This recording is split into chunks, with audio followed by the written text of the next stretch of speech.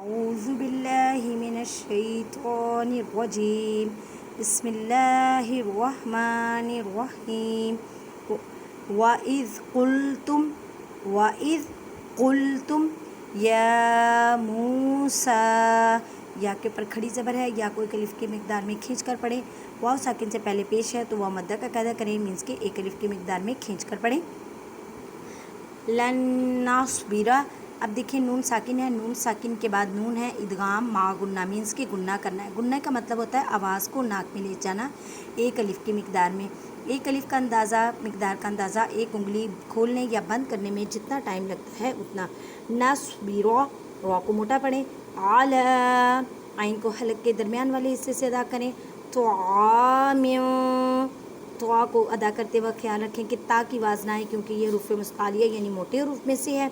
Memes کے نیچے تنوین کہتے ہیں دو زبر دو زیر دو پیش کو، اس کے بعد واو ہے اور واو حروف یرملون میں ہے، ادغام مع گنہ، مینس کی گنہ کرنا ہے۔ طعام واحد، الف سے پہلے زبر ہے تو الف مدہ کا قاعدہ کریں، مینس کے ایک الف کی مقدار میں کھینچ کر پڑھیں۔ دال کے نیچے تنوین ہے اور تنوین کے بعد فا ہے، فا حروف اقفا میں سے تو اقفا کرنا ہے، مینس کے تنوین کی آواز کو چھپانا ہے۔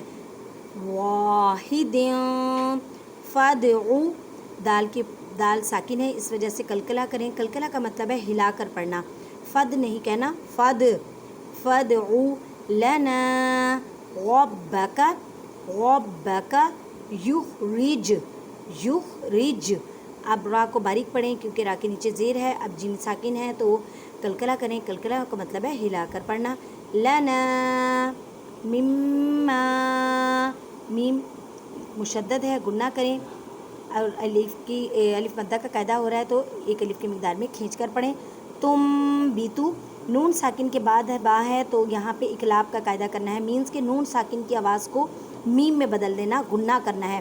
تم بیتو الارض من بقلہا، اب دیکھیں نون ساکن ہے، نون ساکن کے بعد با ہے تو یہاں پہ اقلاب کا مطلب ہے بدل دینا، نون ساکن یا تنوین کی آواز کو میم میں بدل دینا۔ من بقلہا وقثائہا وفومہا وعدسہا وبصلہا۔ جزاک اللہ۔